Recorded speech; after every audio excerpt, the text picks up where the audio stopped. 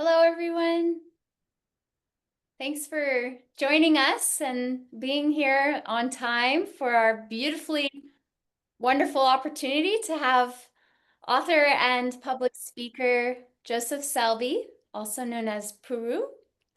And many of you have had the chance to meet Puru online previously, but for anyone who's new today, he is the author of some of these incredibly profound books that many of you have probably heard of.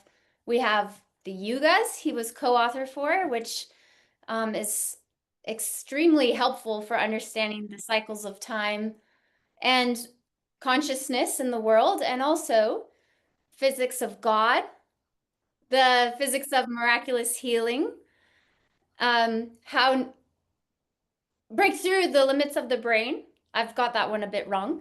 And then as well as Puruji has helped co-found and start Ananda centers and communities and is with Swamiji and has been a wonderful example of service, discipleship, and sharing these teachings. So hopefully that introduction was okay. Oh, and the other thing Puruji is really gifted at is bridging science and spirituality. So that's a big theme for what he is sharing today. And as well as showing the importance of the East and West and that unity of the essence of those, the wisdom. So I'll hand it over to you, Puruji. If I missed anything, please clarify. That was perfect. Thank you very much. I forgot to ask you, how long would you like me to talk? And are we doing Q&A as well? We would love to have Q&A at the end. And actually, that's a really good reminder. For everyone who's here for the first time as part of the core community, and it's your first opportunity with a guest speaker, because this is actually the first one officially with this new model of Ananda here in Australia. So we'll do about 45 minutes of talk and then leave some time for Q&A. And if it goes a bit over an hour, that's okay. But otherwise, we have 10 to 11 a.m. for all of you, 5 to 6 for Peru in California. And anyone else who didn't know, he's actually a resident of Ananda Village, the community that Swamiji started in California. Okay, thanks. Well, I'll dive in.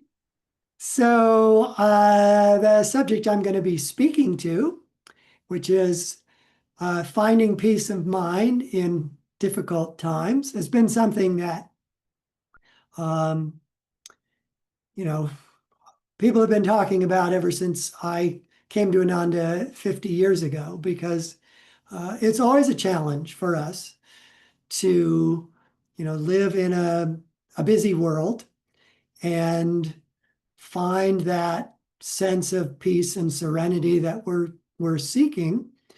And the more challenged we are, the more difficult it feels. And then there's the sort of broader world around us that goes in waves of seeming like it is more stressed and therefore stressful at times than at other times. And certainly here in America, we're going through a lot of stress with Mr. Trump at the head of things. But, we already had a war in Ukraine with Russia. We already had strife in other parts of the world. This just sort of adds to the general commotion. So, how then do we find that kind of serenity and peace of mind in the midst of all that? And there's a couple of ways. There's many ways, actually. But first, I always like to start with achieving a kind of perspective or an attitude toward the life that you're living and the world around you, to keep in mind that essentially this world isn't your ultimate home, that we have incarnated again and again in new bodies with new challenges in new circumstances over and over again. And each time we learn a little bit more in our mini lives about, again, how to achieve that serenity, how to achieve that peace of mind in the midst of the world in which we're living. And then we pass on, we drop a body, and we reascend into the astral regions where, according to Yogananda, uh, many people who aren't already interested in the spiritual life, aren't interested in, kind of remaining alive and awake after death, tend to be in long periods of being in a deep sleep state where they sort of dream. But the more we become awakened spiritually in our present life, the more awake we will be in the astral regions when we die. But we may initially, in the soul's long journey in evolution, we may not be asleep all the time, but we may not be awake all the time either, until through many incarnations of development, we reach the point where we remain awake and aware of the astral regions all the time, and that we're fully able to drink in the energy of our astral form and not need to sleep, not need, as we do on this plane, to sleep in order to recharge our chakras, to recharge our energies, so that we can then have enough energy to be awake and bright and intelligent during the daytime. So similarly, in the astral regions, we reach a point where we're able to be awake all the time because we're drawing that astral energy continuously.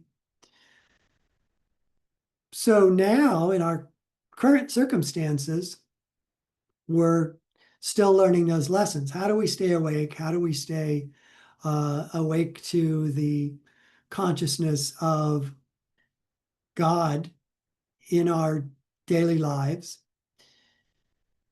while we're being challenged by the demands of our daily lives?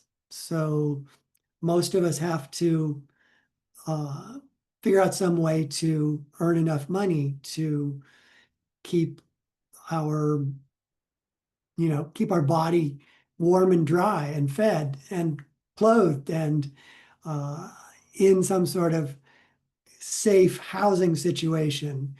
We also are seeking love and positivity in our relationships with other people, whether they be a significant other or whether they're just friends or whether they're coworkers. And then we also have to deal with physical health to keep the physical body energized and fit so we can do all these things. So it's, Yogananda described the spiritual path as uh, analogous to walking on a tightrope while juggling. And the juggling is all these things that we have to do that I just mentioned. So keeping ourselves healthy, keeping our relationships positive, and doing those things that allow us to have a viable situation to live in, house, home, food, etc. And within all that, we also have the opportunity to grow in what we're doing, grow in improving our use of our mind, the use of our will to, expand our abilities to live in this world.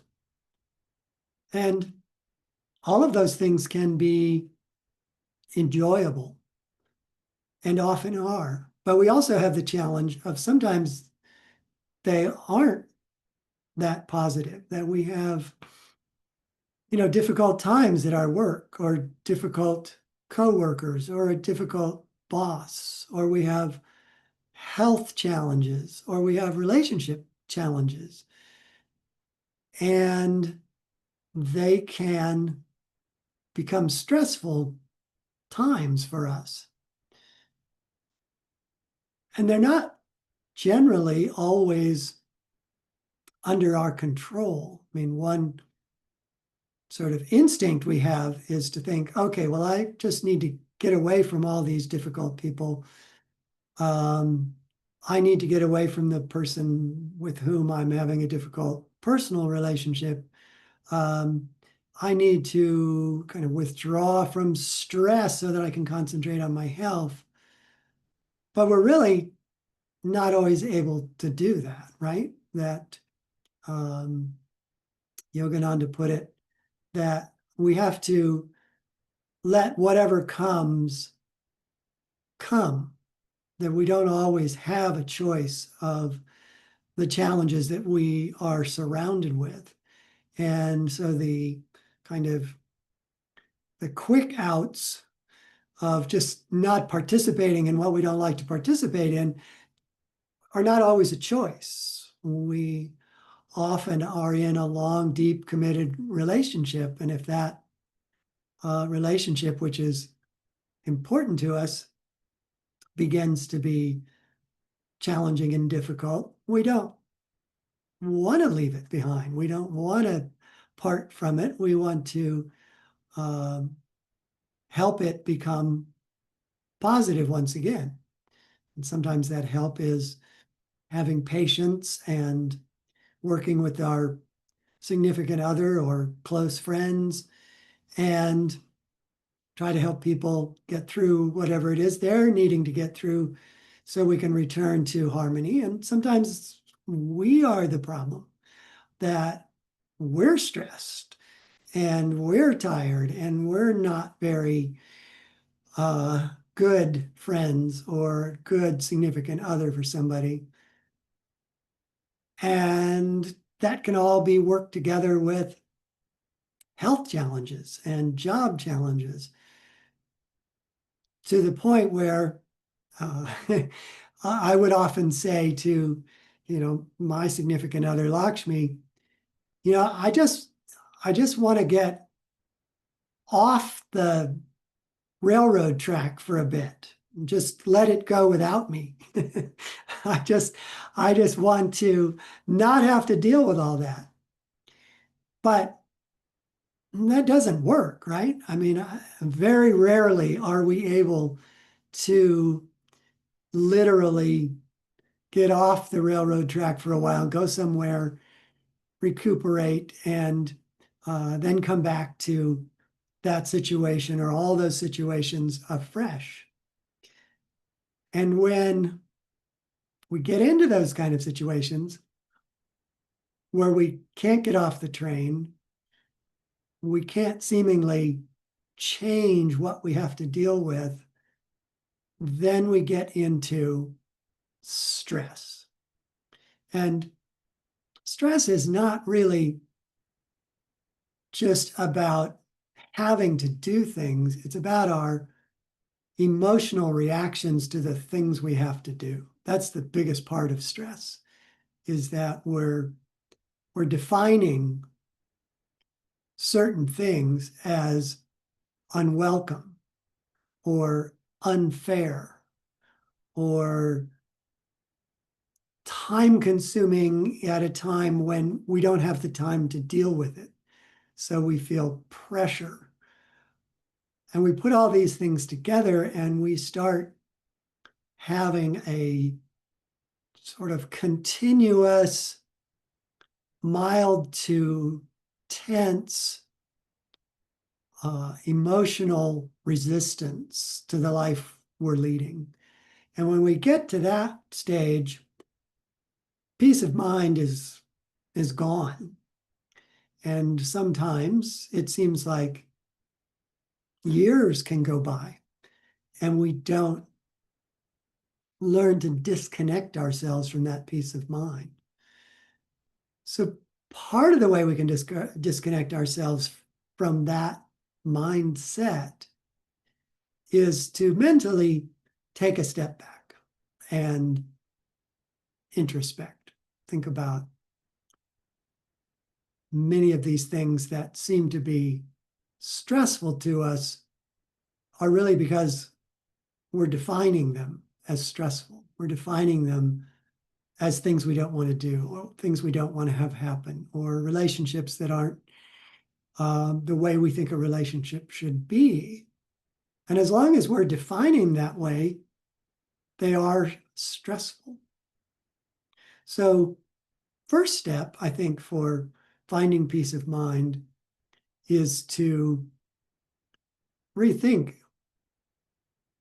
why we think those things shouldn't be the way they are. If we have a difficult, significant other, and we're thinking they should be different, they should treat us differently. But is that really the case? Can we not find peace of mind with people who are difficult?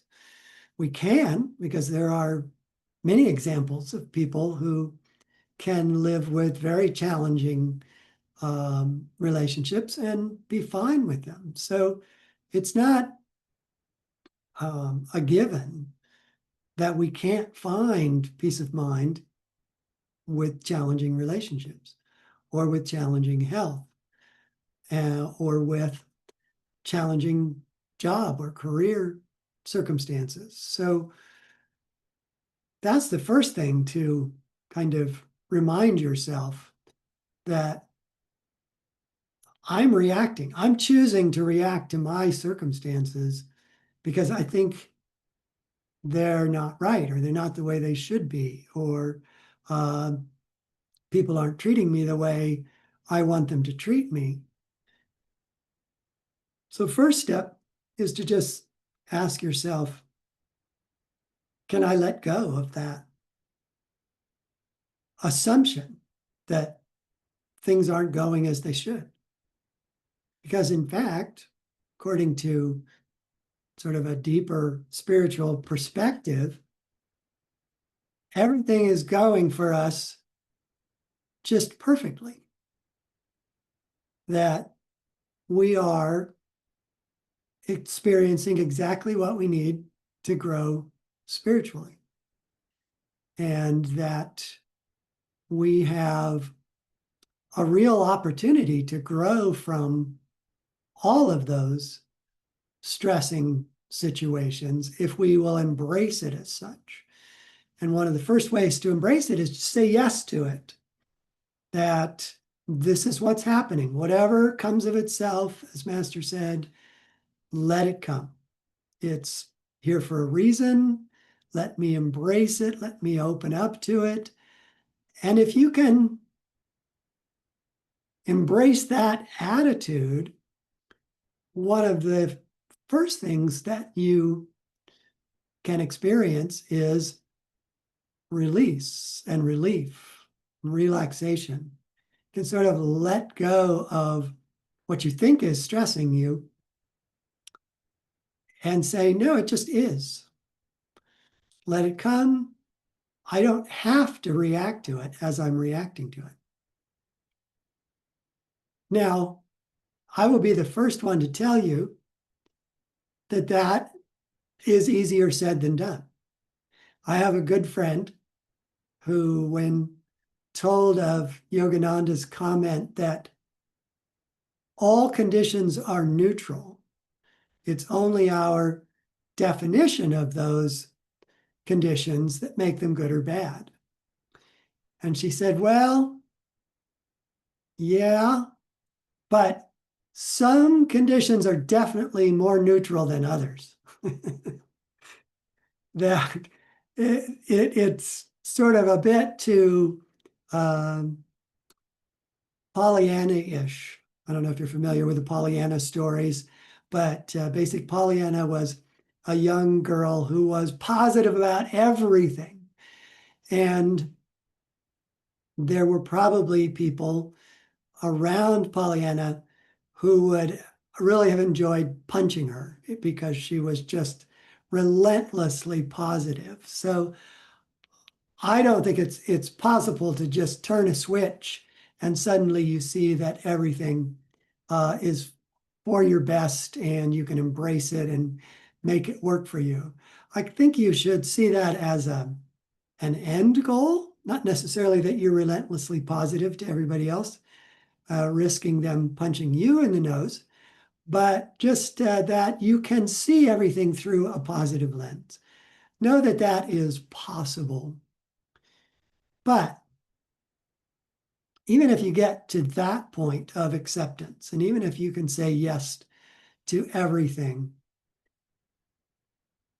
it's unlikely that you're going to immediately have peace of mind in the midst of your life. Because the other thing that's happening is we have developed emotional habits that are actually triggered by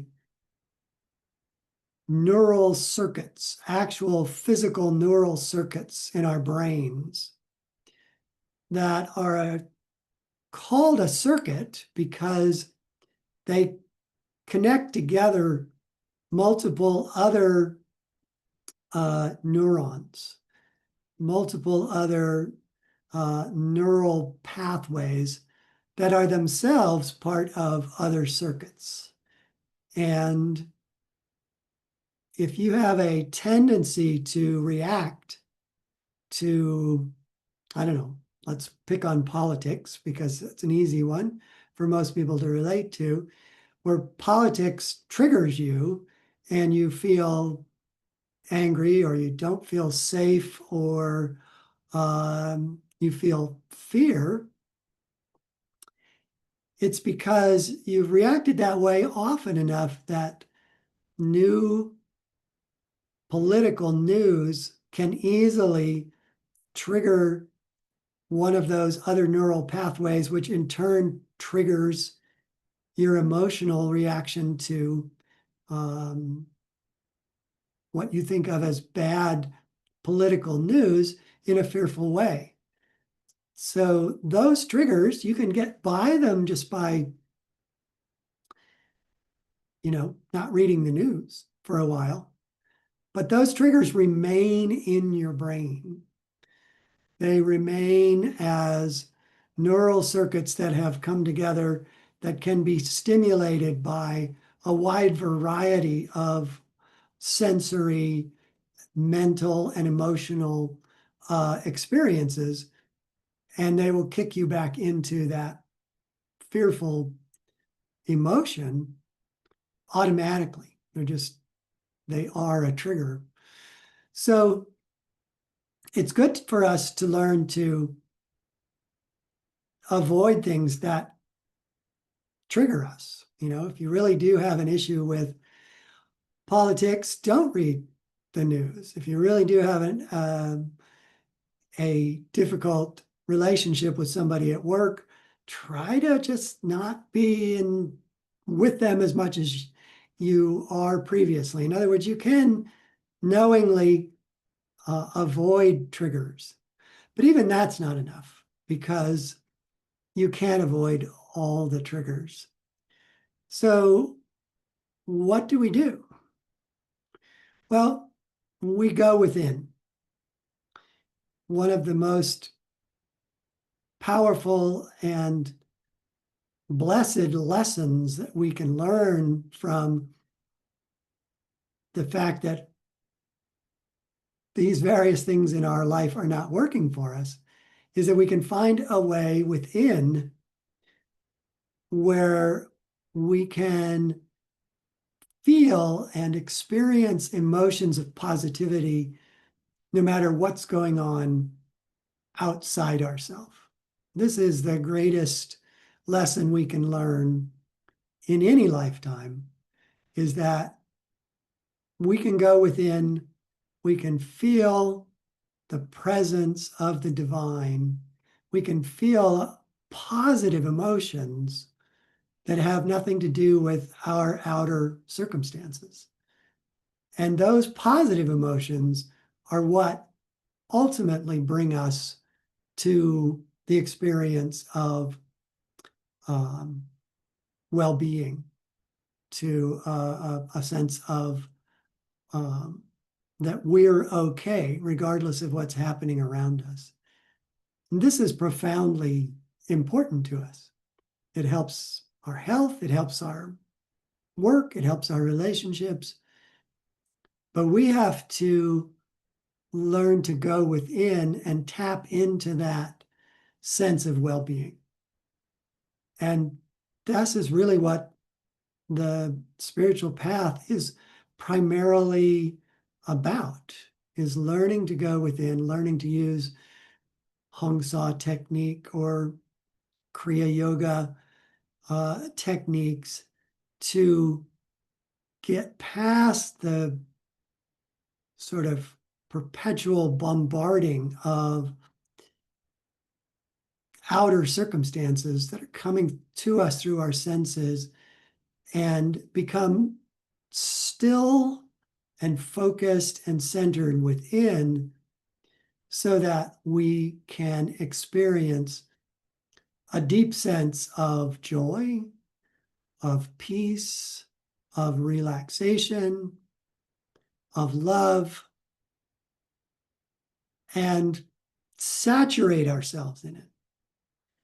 That if we concentrate deeply enough and we keep our body still enough so that we're not constantly moving and reminding ourselves about the fact that we have this body, if we can become so still that we gradually lose awareness of the physical body and dive in with mental focus into this deep pool of joy and love and light and peace that is our deeper nature,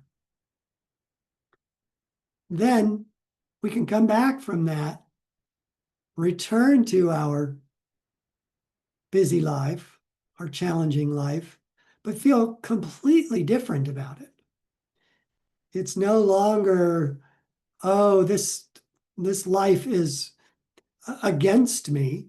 It's suddenly you come into a life and you go, oh, this life is giving me an opportunity to learn to give. It's giving me an opportunity to learn to love others rather than expecting my significant other or my friends to make me happy. I can, from the happiness I discovered in deep meditation, share happiness, share love, share joy with other people. And it completely flips around why you're in the life that you're in. You're not in the life that you're in order for it to make you happy or to give you peace of mind.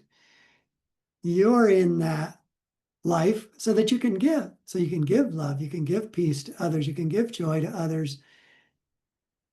And that completely turns one's life around. So you embrace the challenges rather than resist the challenges. You give love rather than expecting love. You share joy rather than expecting things to make you joyful. And then you have that peace of mind no matter what's happening. The great yogis, the great spiritual teachers, the avatars that we know of, like Christ, could literally be not just metaphorically being crucified by their life, but literally be crucified in their life, but only give love in response. Now, I know personally that I don't know what term to use, miles, eons, whatever, from being able to have that kind of response to such a, what is still genuinely a horrifying thought for me. But we can work through our life. We can become stronger. We can become more and more able to meet those circumstances in our lives that are troubling to us with hearts open, with joyful acceptance. And then we begin to realize that it doesn't matter what happens, that you can read about politics and not react with fear and just accept that, I don't have any control over this world that's around me. Whatever is going to happen is going to happen. So I might as well just relax about it, not be fearful, not get angry, not expect that this world is going to become in any particular way that I think it ought to be. It just isn't, right? I mean, so you can let go of that sort of most distantly affecting you thing of politics. You let it go. It's just going to be what it's going to be. And then you can do that, apply that same kind of heartfelt attitude to relationships, to the work you have to do to make ends meet, or even better, dive into your work life or your relationships as a challenge to grow and improve and get better. And then take that back into meditation, get the inspiration and intuitions that come during meditation for how you can improve your life. Bring those back into your life, go back into meditation, get saturated with joy, bring it back into your life. And you find that it's a symbiotic, a deeply symbiotic relationship, that you're feeding your life with positive energy and your life is allowing you to get stronger and live more in that joyful way. And you go back into meditation and you feel that deep emotional joy, and the two work together rather than against you. So I don't know how long I just babbled, but why don't we go right into questions and answers? Thank you. That was fantastic. Really. My pleasure. Wonderful. I think well, people maybe type in or write something, but yeah, use the chat and we'll I was going to ask in relation to that, because it's a fine line, isn't it? Like you're going within and you're finding that joy, and you explained it really well about that. Then sharing, because I think it's really easy to become. I'm not going to say it's very easy because that's an affirmation, but it's a fine line between becoming numb to the world as opposed to still engaging in it. So maybe that's something that, Yes, there is a tendency, I think, for people, and I know people and I've seen tendencies of this within me. So it's pretty common to think that you need to be aloof from the world, that you need to be higher and better than the world through purifying yourself in meditation, through connecting to higher and higher states of consciousness. And when you come back into being a part of the world, there's a little danger of feeling superior to the world, to feeling superior to those in the world who you, for whatever reason, don't think have the same level of spiritual insight or spiritual nature that you do. And that can be dangerous. You then become indifferent to others. You become indifferent to the world that you live in, rather than giving and trying to help people, and not just getting rid of this notion of what I am in terms of what they are. Forget that. It just is a kind kind of a spiritual confusion, because we're all one with God, and we're all going to be one with God fully at some point in time. And we really have no idea about what people are like on the inside. It's kind of always been fascinating to me that we all lead secret lives, right? Even married couples, you can't really share in a way that truly communicates to the other what you're experiencing meditation, or what your emotions are, or what your thoughts are.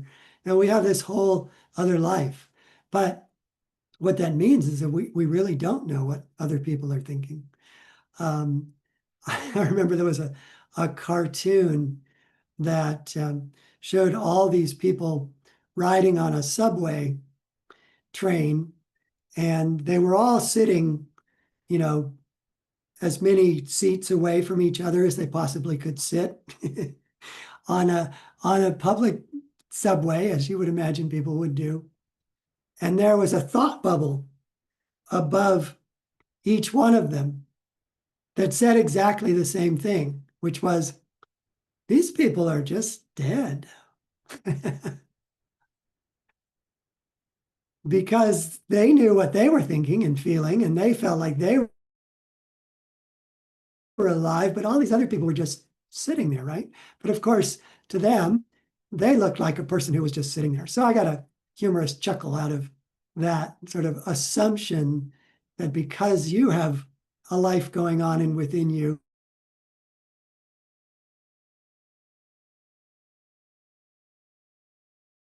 so best not to think of yourself, at least this has been best for me,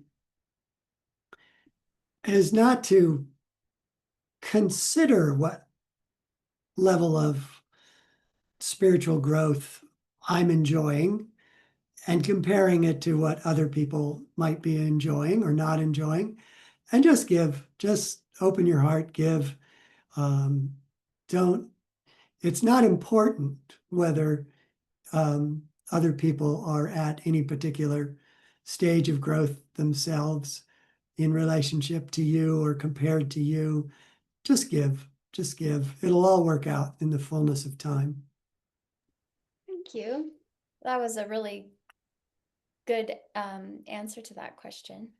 We've had a few come in now from everyone here, and a couple very sweet thank yous for the talk, Puru. Yeah, my pleasure. Thank you.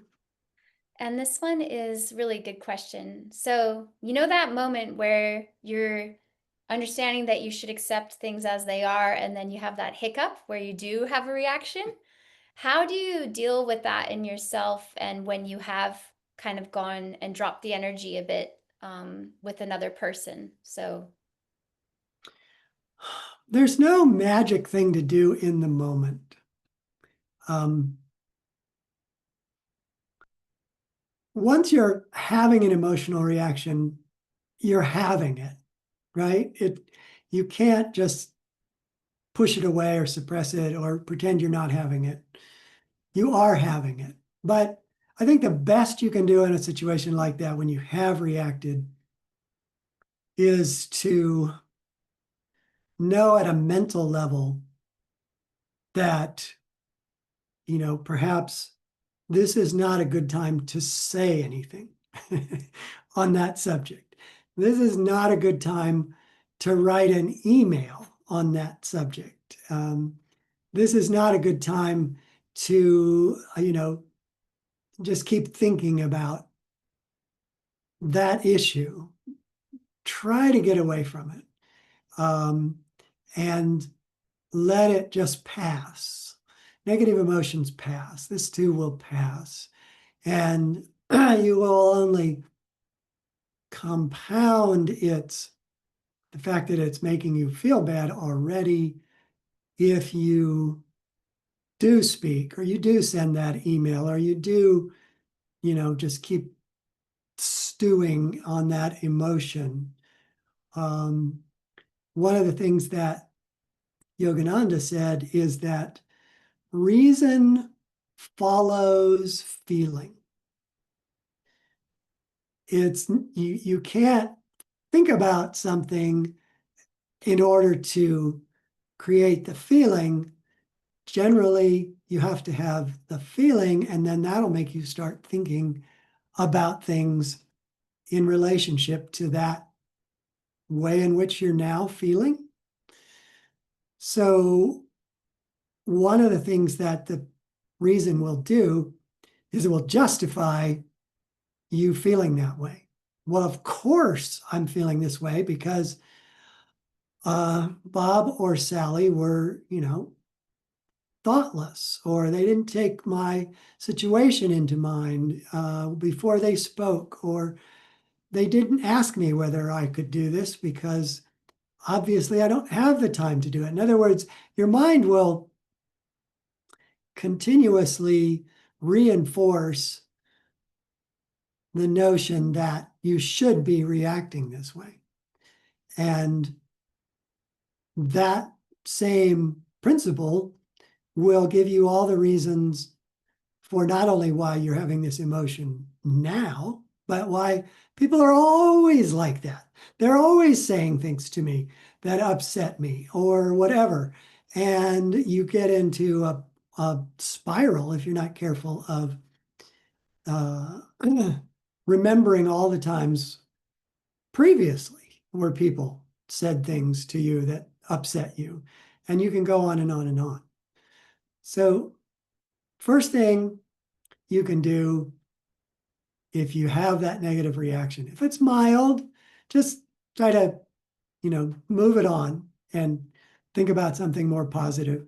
But if it really gets you, if you really have a negative response that you're not going to be able to just let go of easily, try to minimize the situation. If you can leave the situation, leave the situation. If not, just don't say anything. Do your best to get through that time, and then take it home with you and meditate. Try to get to a positive emotion. Get your energy moving in some new way. If you run or if you hike or walk by the ocean, whatever it is that helps you get your energy moving, do that. Meditate if you can.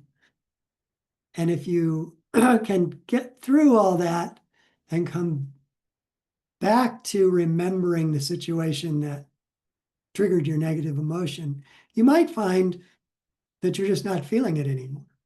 You might find that you actually are awakening a degree of compassion in your own heart and say, well, Bob probably said that to me because Bob is stressed and Bob is having difficulties. And it allows you to kind of pull out from the intensity of that situation and realize other people are finding their situations challenging too. But all of these alleviate the problem until you can get into a better positive emotion. I don't know of any way you can just contain or, stomp on that emotion and have it go away. Those are generally not good things to do.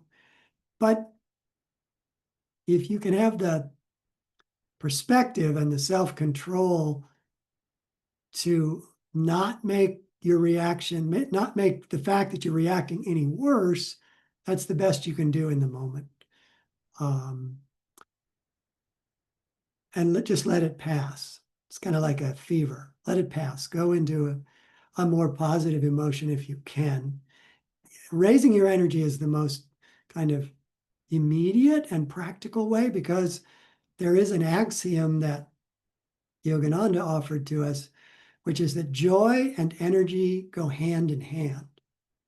So if you raise your energy level, your joy level will come up as well. And it's often easier to raise your energy level than it is to raise your joy level. The running, the hiking, the whatever it is that can get your energy moving will make you feel more joyful, just because they're two sides of the same coin. Well, that was really well shared. Thank you. I've got so many quotes from your talk today. Well, actually, I was going to come back to that. So we have two questions that are related, but are more of on the scientific explanations and books that you've shared previously as an author and speaker. But just to continue on this topic with this last question, this is on when you are stressed with your relationships and you're doing your best to accept that you're not always in control and you do have a reactive process.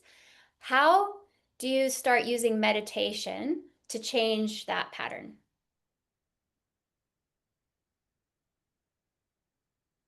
It's the key thing that you need to do.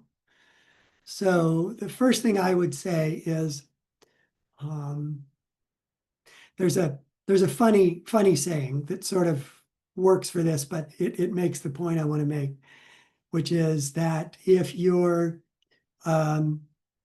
busy, you should meditate for an hour. Now, there's nothing magical about that, and I'll come back to it, but just for the sake of this funny comment, so if you're busy, you should meditate for an hour. But if you're really busy and you don't have any time to meditate and things are really hard, you should meditate for 2 hours. So that is really the way you're going to get to where you want to get. And the more stressed you are, the more time you really need to take meditating to get beyond that stress. It is possible, unfortunately, for people to stay in stress, to stay in the fight or flight reaction indefinitely.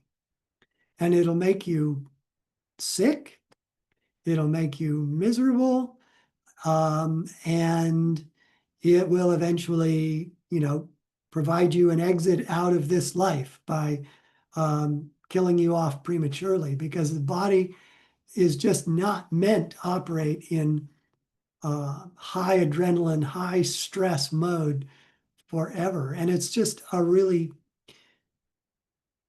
terrible situation to be in. So the being in stress tends to make us think, well, what can I change to get out of this stress? You want to be able to eliminate the things that are making you stressful, or change your life, or move to America, or, whatever it might be. You want to escape that stress. But unfortunately, that stress will follow you wherever you go, because it's the result of an accumulation of attitudes and feelings that you've built up that are making you feel stressed now. So you got to break that cycle. And the best way to break that cycle is to, instead of taking a weekend to, relax and work in the garden, take a weekend to do yoga postures, to meditate for as long as you can, and then take a walk and come back and do more meditation postures or yoga postures, and then meditate for half an hour again.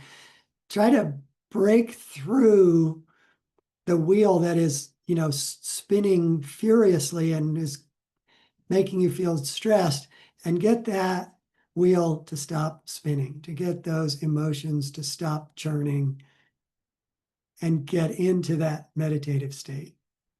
It is the most important thing you can do, the hardest thing you can do, but the most effective thing you can do to return to feeling calm and okay with life. So I know it's not easy.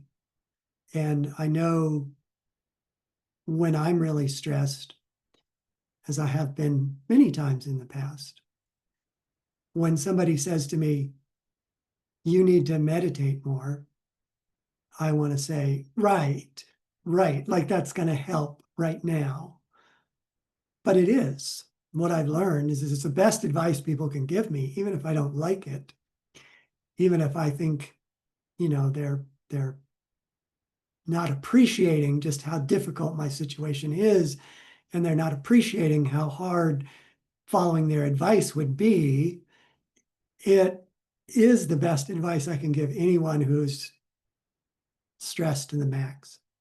You've got to break that cycle, and you're the only one who can, in fact, break that cycle. And you need to take time to meditate. You need to take time to relax. And then once you get through that, if you get that sort of churn to stop, churn of worry and fear and anger, etc., which is the toxic emotional makeup of stress, then you can, it's as if you finally get a chance to take a breath, right? You know, in the midst of your own life. Oh, okay. And then you can do things more effectively to maybe deal with some of the stress directly, the things that are causing you to be stressed. But most of the time, what's causing you to feel stressed is just the emotions you're feeling, and they go away. And you meditate deeply and you come out and you go, oh, I feel great. My life is good. I have good friends. I have good work. My health isn't all that bad. In other words, your perspective returns to you that was completely dominated by your feeling of fear and anger and tension that is what stress is. And when you can finally break that cycle and feel the rest, your life, hey, it's not so bad. It's good even. But you have to break it. That's great. Did you have something? Oh no, I think it's wonderful. I often flip it and I think, if I'm stressed, what does that mean? And you hold a mirror up and you think, well, this is Divine Mother saying that you're actually doing what I need from you. So, you know, it's like, well, if I'm anxious, I'm stressed, I'm busy, I'm doing all these things. Divine Mother's saying, well, you're doing those things, but you're avoiding me, you know. So that's that sitting Right. in silence, you know. Right. Because you're outwardly seeking what Divine Mother's seeking from you and what your soul's seeking from Divine Mother. It's great how you put it with breaking the cycle. Thank you. Yeah. And we have some more science, metaphysical questions here. So changing from our sides of our brain, perhaps, just kidding. But this is a really good way, this is very succinctly put, so I'll read it word for word.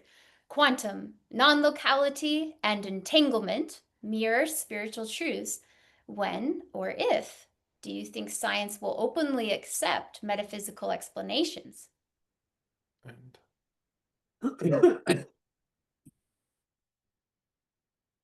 Well, it's interesting because currently science as a body, if pressed, will say that everything that is researched and determined to be a scientific truth should have experimentally derived foundation. And what that means right now is that if it isn't physically measurable, atoms and molecules using instruments that can weigh and examine atoms and molecules, or energy, movement of energy and reactions of energy, if that isn't measurable, then science has a hard time saying that such a such thing is true if it can't have that experimental foundation. But science, and especially physics, finds itself in an interesting dilemma, which is that they're basically exploring the nature of reality mathematically. And the mathematics that they are using are sets of interlocking equations that for now generations of physicists have been building up that are what they have, the closest thing they have to experimental validation. In other words, if somebody in the frontiers of physics comes up with a new set of equations that seem to be indicating behavior in non-locality, which in terms of science might as well be not physics, but metaphysics, because it's so beyond the physical world what they're think they're exploring with mathematics, that they don't even have an idea of how it could be proven with physical energies, or atoms and molecules, and the energies that are measurable in our world. And I think what's happening is that the frontiers of physics are becoming metaphysics. And it could be decades to centuries before they figure out how to validate that mathematics. And now I'll just give you one example of why I think so, is Einstein in the early 2 decades of the 20th century, the 1910s and the aughts and the tens and into the 1920s, came up with all sorts of theories based on mathematics that no one could figure out how to prove or disprove. And one of his last theories was finally proven 100 years after he suggested it was possible. And what he suggested was possible were gravity waves wafting through the universe. And it was only proven very recently using these massive, collectors of information that could detect a gravity wave actually moving through the earth and therefore moving through the detector. And what changed inside the detector is just minuscule movement, but they were able to detect it. But that's Einstein's theories that are now 125 years old, just being proven by very clever people who figured out a way to possibly prove it. So the stuff that is now being posited, like M theory, that there is non-locality, that the entire universe is holographically created, they don't even have an idea of what you could do experimentally to prove them. But the mathematics that clicks together with all the other mathematical theories is a basis of proof that is convincing enough to many physicists that they think they're on the right track. So not quite sure that totally answered your question, but it's not going to be anytime soon, but in a way it's already happening because of math. That was very thorough, and I'll let Simon let us know if he had a follow-up. We could write you later. But the second Okay. part of his question is also connected and really interesting. What's the strongest scientific evidence that from your previous research, Puru, you have found that is supportive of the existence of a conscious, intelligent, divine presence? Well, there is a whole branch of, or a discipline, which is known as intelligent design. It has other terminology that's used for it. And it is controversial because a lot of the scientists, and they are trained scientists who are in this field, have an agenda, and that agenda is to come up with proofs for biblical creation. And so it's kind of been discredited because it's believed to have this agenda. And of course, scientists believe if you have any kind of agenda, that you're going to be bending your findings to fit your agenda. And, that is part of human nature and is partially true.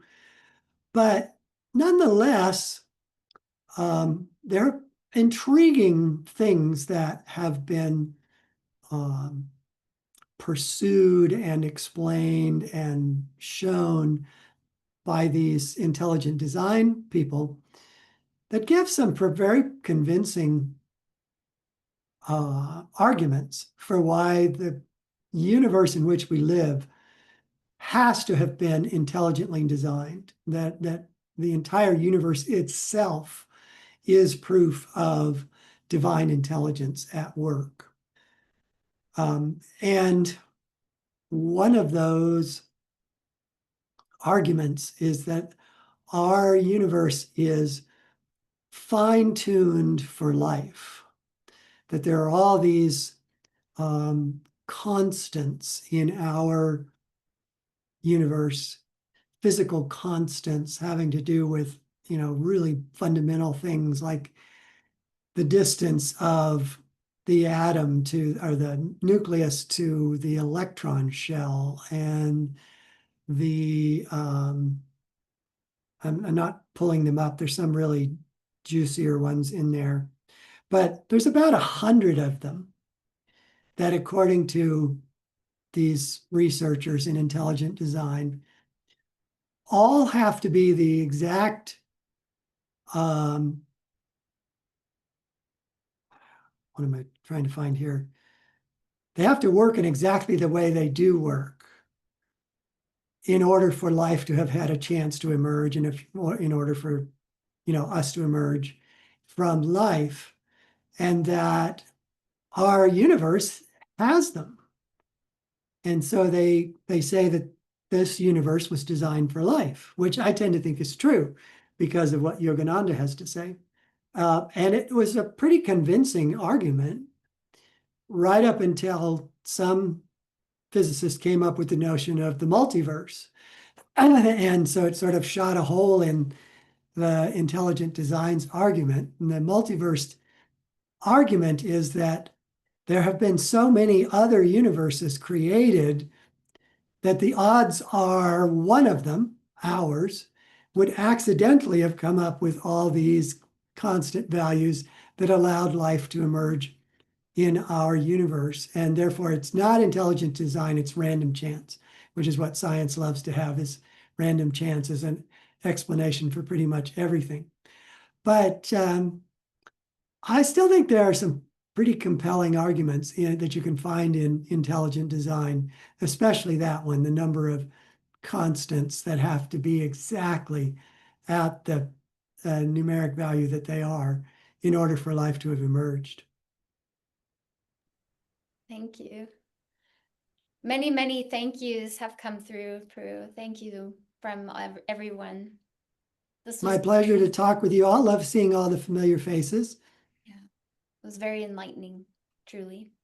I think we'll all be changed from having heard this talk, and we're very grateful that you could come and be with us today, and we look forward to having you again in the future. We always do. And again, and again. And again, and then again. I haven't run out of things to say, so bring me on. Yay. Well, thank you. And maybe we can just end sending ohms to Puru and to this universe of life and wisdom.